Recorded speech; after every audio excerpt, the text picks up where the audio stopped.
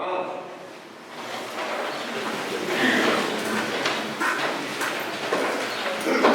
essas leituras de hoje são assim muito profundas, porque você sabe que nós, desde Jesus, através da quaresma, dos 40 dias, ele nos dá uma catequese para todo o pessoal lá e para nós hoje em dia, o que o Pai espera, o que é fazer a vontade do Pai. Aí o povo fica aí também titubeando, aí ele vai lá, faz novamente um segundo tempo lá de reforçar pela catequese, até Pentecostes, 50 dias depois da Páscoa. Aí, depois disso daí, agora chegou um tempo comum no nosso meio. Qual é o tempo comum? É o tempo da gente sair e fazer missão, da gente pregar para as outras pessoas aquilo que Deus colocou no nosso coração, nos catequizou, levando para Ele. Eu não sei dizer que é fácil a gente falar, o difícil é fazer como Jesus. Jesus primeiro fazia e depois ele escreveu alguma coisa sobre ele. Então o mais importante é o testemunho de vida. Nossas igrejas estão do jeito que estão, o povo está com medo por causa da pandemia, outras coisas mais, mas tem uma coisa pior ainda do que isso, que é o comodismo. É melhor a gente ver a missa pela televisão, e tudo mais. Quando a gente está doente, a gente fica em casa, muito doente, mas quando a gente é novo, não pode. Ainda mais gente que vai ver televisão, a gente vê a missa como se fosse um programa, uma novela, uma série, deitado no sofá, comendo biscoito, tomando refrigerante. Não é assim. A missa também na televisão, se você está participando, é como se você estivesse dentro da igreja. Você tem que colocar contrição, do mesmo jeito que faz lá, você repetir, e não é ficar saindo toda hora, saindo ali, Dona Maria, me vendeu uma galinha, aí você vai lá atender a coisa, e depois volta lá de novo, dá continuidade da missa. Não pode. Tem que ter seriedade, porque quanto mais fiel eu for a Deus, mais generoso Deus vai ser comigo. Se eu não souber ser fiel a Deus, Ele não será generoso comigo. Ele deixará as coisas acontecerem e eu ser educado pelas minhas más escolhas que eu fiz. Principalmente se eu coloco alguém de alguma coisa na frente dele, em primeiro lugar. Jogador de futebol, time de futebol. A gente quando vai torcer para o time, a vez do pescoço, só falta soltar do pescoço aqui, de tão que a gente quando grita gol, eu acho que aqui na igreja ninguém canta, rapaz. Eu fico assim, triste. Lá na Bahia, a gente chama isso de velório. Porque a missa lá é o encontro dos 70 trios elétricos na Praça Castro Alves, de Salvador, na terça-feira de carnaval. Se não for essa alegria toda, não é missa. É velório. Nós não podemos, O Jesus nos libertou. Jesus nos levou novamente para fazer parte da família de Deus. Então nós não podemos chamar de Deus de Pai novamente por causa de Cristo, que assumiu a nossa causa e nos salvou. Então é uma grande alegria para nós. Não tem como a gente não ficar grato a esse Deus. E podia nascer 100 vezes que eu não pagaria tudo que Jesus fez por mim na cruz. Então é isso que é importante a gente ver aqui. Então a gente começa na leitura aqui, a leitura primeiro do Deuteronômio, que fala para nós que Deus faz uma aliança com Moisés no Monte Sinai, a primeira aliança. Mas aí o mandato começa a avacalhar, Depois, lá ainda, Deus deseja ter todos os povos para si e quer que vivam na santidade, praticando o seu mandamento, os quais nos convidam a viver no amor e na solidariedade. O povo daquela época não entendia isso. Aí a gente vê no Antigo Testamento ainda, alguns profetas que mandam passar de fio de espada, 400 profetas de Baal e outros mais. Então, mas quando a gente entra no Novo Testamento, se você encontrar Jesus mandando matar algum humano, eu te dou um carro de presente. Ache lá, Jesus fala assim: mate esse miserável aí agora, porque ele é traidor do Pai. Não, Jesus não fala isso. Jesus veio salvar e veio transformar. Isso que nós estamos tendo nos dias de hoje, precisa a gente jogar na mão de Jesus para ele transformar. Essa crosta de ódio que está imperando por aí, que por qualquer coisa um está matando o outro por aí, né? Se não estiver matando com arma, está matando com a língua, que é pior. A pessoa vai ficando depressiva, fraca, vai sumindo até que morre por causa das ingratidões, por causa das calúnias que muitas vezes nós inventamos, né? Além de tanto, a gente nem inventa. Agora com o negócio de celular, a gente nem olha se aquilo é verdade, né?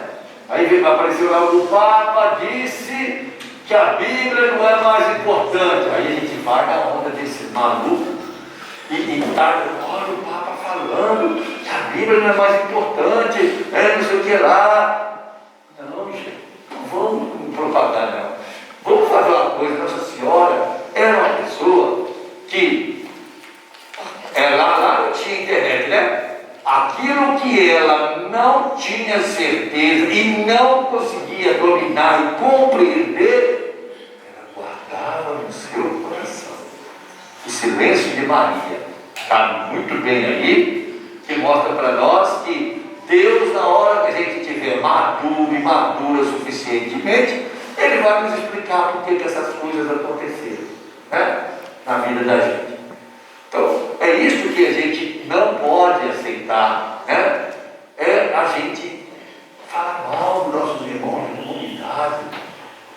Falando fora aqui, porque nós estamos ali em Pirapona ali, ó. Os crentes guardam os podres dele tudo debaixo do quarto com chave, 7 chaves. Nós vamos lá para ele lavar a roupa suja. Voltando aqui para os nossos irmãos que estão ali sendo gravados, justamente isso daí. Nós temos então que aprender a fazer assim como Nossa Senhora, gente, né? Guardar no nosso coração e deixar Deus, porque Deus veio nos ensinar a amar. Se a gente não aprender a amar todos, até aquele que não presta, aquele que a gente acha que é coisa ruim, a gente não pode não amá-lo, porque dentro de todos nós habita a centelha divina de Deus. Todos nós somos criados por Deus. Se eu não estou fazendo para a pessoa que não vale nada, mas eu faço para Deus que habita nele, mesmo que ele não valorize esse Deus, mas Deus está dando a oportunidade para ele até na hora da morte da pessoa se converter. Então eu não posso tratar mal aquele irmão. Por isso que a igreja não aceita a eutanásia, a morte. Os idosos que estão sofrendo muito pedem para matar eles, isso é crime no Brasil, chama eutanásia. Não pode fazer o aborto, a pena de morte, a tortura, não fazer a transfusão de sangue. Eu lembro uma vez lá na Bahia, que eu fui lá para debater na universidade lá sobre a questão dessas coisas que eu estou falando para vocês aqui. Aí tá bom.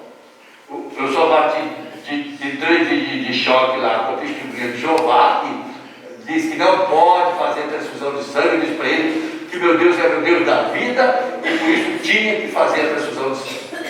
Aí tinha lá uma feminista lá, né, que começou a dizer assim: o senhor não é casado, não sabe o que é ter um filho. Aí o médico falou: o senhor já viu um feto anencefálico, padre? Uma formação da cabeça dos biólogos, né? Eles dizem que essa criança nasce e morre na mesma hora. Eu conheci lá em Porto Velho, lá em Roraima, eu conheci um menino que o bispo de lá, esqueci o nome do bispo lá, o emérito de lá, ele fez a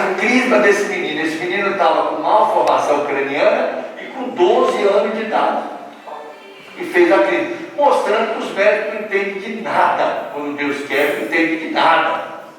Deus pode fazer milagre do nada.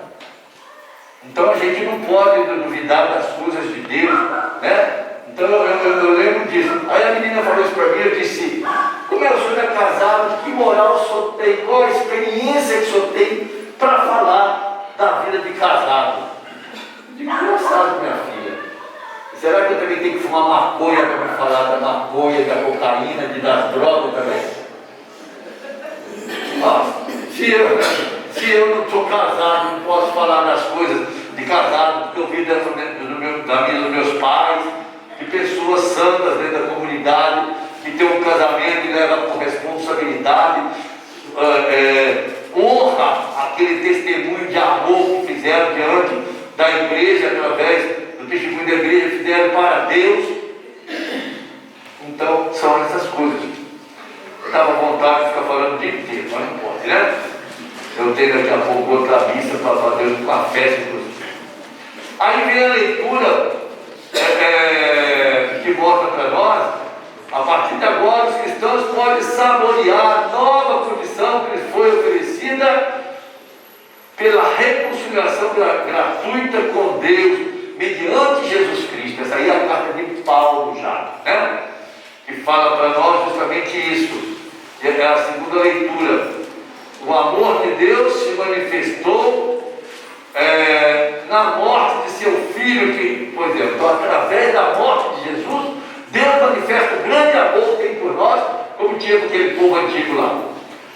E aí vem o Evangelho e termina com chave de ouro e fala para nós: Jesus é o verdadeiro e definitivo pastor que se ocupa com as ovelhas desgarradas, mostrando-lhes o amor misericordioso do Pai. Para dar continuidade ao seu projeto, Jesus escolhe pessoas dispostas a dizer sim. Não só nós, que temos o ministério ordenado. Jesus dizia assim que o ministério mais importante é o ministério de ser filho de Deus, de ser cristão.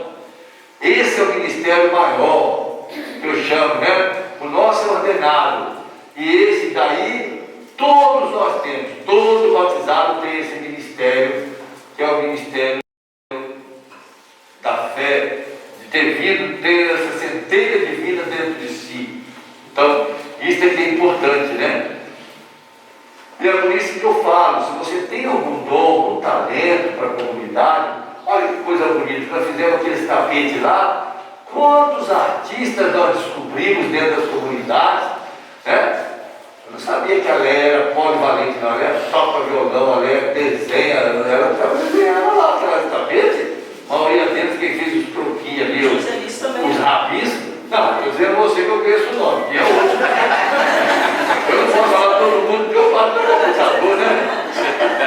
Os outros também, tinha outros lá também. Por isso eu falei que há muitos aqui. Alguns daqueles tapetes, eles pareciam um quadro, o negócio era lisinho, lisinho mesmo. Se você tirar, você pode dizer: olha, isso aí é artista famoso que fez isso aí, que foi o nosso povo de comunidade que fez. Então, por que esconder os talentos bons que nós temos diante de tantas coisas, tantas maravilhas que a gente pode enriquecer muitas outras pessoas, né? Eu pedi aí para o nosso irmão ali, ó, ele já filmou lá e vai passar depois da filmagem. E vai passar para o grupo aqui da comunidade, vocês vão ver que maravilha. Nós fomos lá de cima, lá do terraço, lá de uma casa, e filmamos lá de cima, e ele tirou foto daquele tapete e tudo. Que lindo que ficou.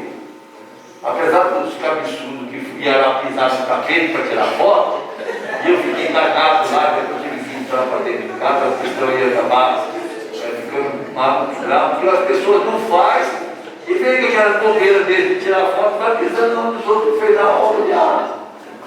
Isso aí é desvalorizar os outros. Não tem coragem de fazer, ainda quer destruir o que o outro faz.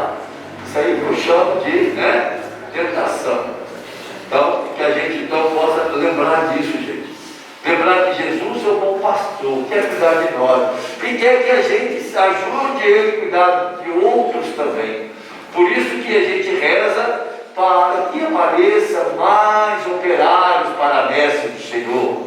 para dar catequese, para trabalhar no dízimo, para trabalhar na pastoral da criança, para trabalhar na pastoral da sobriedade, para trabalhar na pastoral carcerária, trabalhar em todas das mulheres marginalizadas, né?